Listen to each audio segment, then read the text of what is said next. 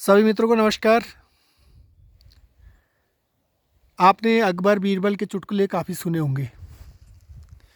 याद है वो चुटकुला जिसमें कि राजा अकबर शिकार खेलने के लिए गए थे और साथ में उनके चतुर मंत्री बीरबल भी साथ थे। अचानक एक जगह उनने तुलसी का पौधा दिखा और वे उतर गए वहाँ से। अपने घोड़े से उतरकर उनने तुलसी को प्रणाम किया। अकबर को जल्दी थी शिकार खेलने की, तो वे भी उतरे और उनने कहा कि ये क्या है बीरबल, क्यों देर कर रहे हो। उसने कहा साहब ये हमारी माँ होती है, तुलसी को हम माँ की तरह पूजते हैं। तुलसी के उस पौधे को देख कर अकबर भी उतरा अपने घोड़े से और उसको मसल कर उसने उखाड़ कर फेंक दिया।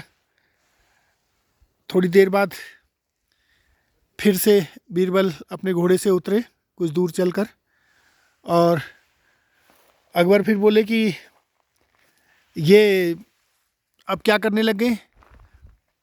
उनने कहा साहब ये हमारे पिताजी होते हैं और इनको भी हम प्रणाम करते हैं, इनको हम पिता स्वरूप मानते हैं। अकबर उतरे और उनने जो ही उस घास को मसला तो वो था बिच्छू घास।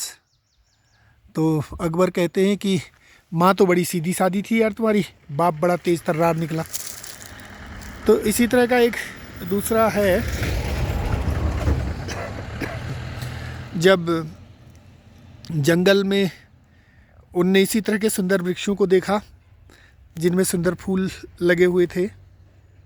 और तब की बात है जबकि रानी गर्भवती थी। उनकी काफ़ी सलीके से तीमारदारी की जा रही थी, लेकिन जंगल में ही राजा अकबर ने देखा कि एक स्त्री घास काटने आई थी। वो भी प्रसव पे वेदना से पीड़ित हुई। घास काटते काटते आधा डोका उन्होंने घास काटा था और एक किनारे में जाकर उनको प्रसव हो गया। बच्चे को कोख में लेकर डोके को पीठ में लगाकर वो चल पड़ी। तो उसी दिन से जब अकबर घर पहुँचे तो उनने कहा कि देखो मनुष्य तो मनुष्य है, सब उनका एक जैसा स्वभाव होना चाहिए। तो उनने रानी की सेविकाएं कम कर दी।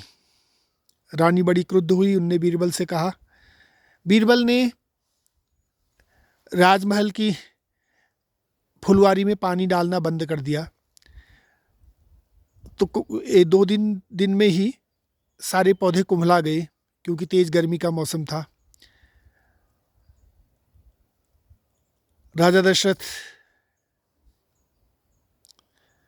राजा अकबर फिर से जब जंगल में शिकार कर रहे थे तो उनने हरे भरे ये बुरांस के फूल देखे लदे हुए।